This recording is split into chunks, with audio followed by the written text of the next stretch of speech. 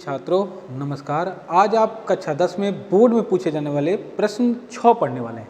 तो देखिए प्रश्न 6 क्या कह रहा है कि सिद्ध कीजिए कि 1/कर्ण में 2 अपरिमेय संख्या है।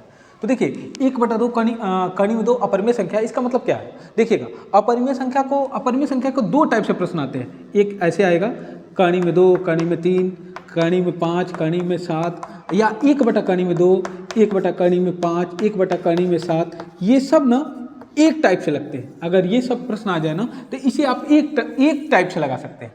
देखिए इसका सेकंड टाइप क्या होता है। इसका एक टाइप हम आपको बता रहे हैं, एक टाइप पढ़ लीजिए, इसी के हिसाब से ये सबको लगा सकते हैं।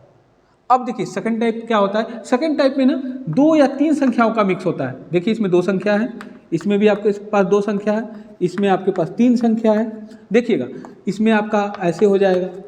तो ये सेकंड टाइप है। इसको लगाने का अलग विधि होता है, इसको लगाने का अलग विधि होता है। तो देखिए हमारे पास मैंने आपको ये और ये 2 प्रश्न बता दिया हूँ और इसमें भी 2 प्रश्न बता देता हूँ। तो आप इनके प्रश्न को अच्छे से समझिए, अच्छे से इसको लगाने का प्रैक्टिस करिए कि आपको याद हो जाए। तो देखिए हमारे पास प्रश्न क्या दिया हुआ है।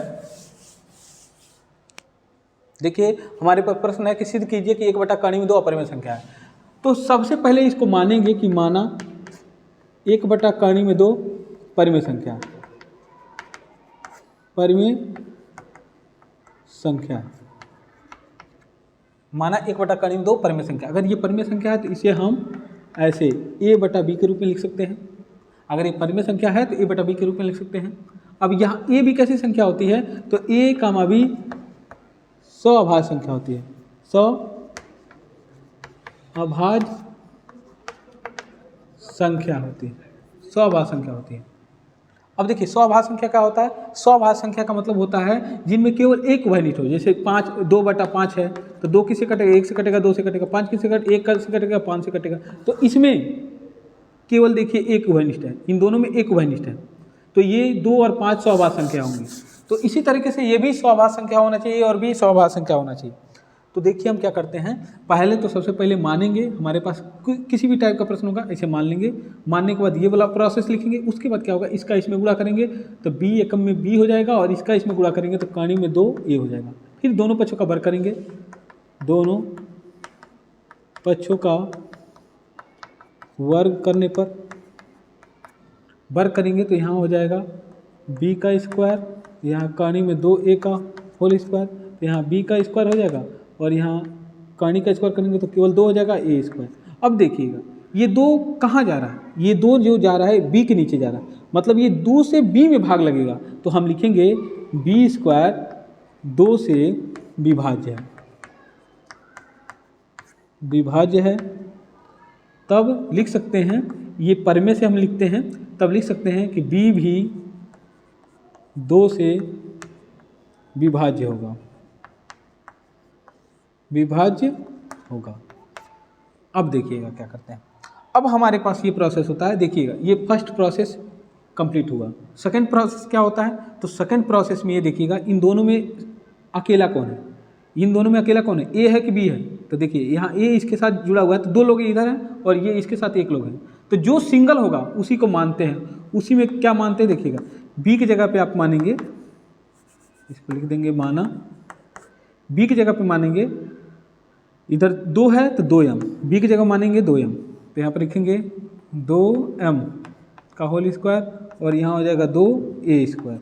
तो 2 का स्क्वायर हो जाएगा 4m स्क्वायर और यहाँ हो जाएगा 2a स्क्वायर। इसको काट देंगे तो 2 बार में, तो 2m स्क्वायर और इधर a स्क्वायर हुआ।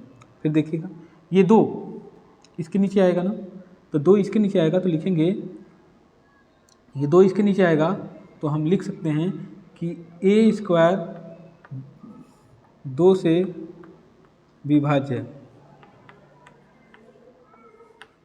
तब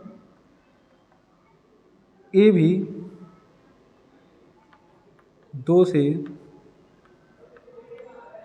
विभाज्य होगा। ये वर्ड हम परिमेय से लिखा जाता है, ये किताब में परिमेय दिया हुआ है। अब क्या करेंगे,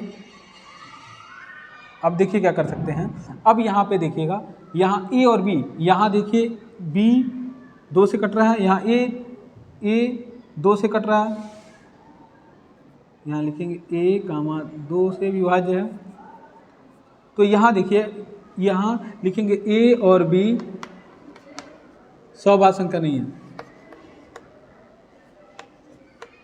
अभाज्य संख्या नहीं है, सौभाज्य संख्या नहीं है, क्योंकि 2 उभयनिष्ठ है, अतः हमारी कल्पना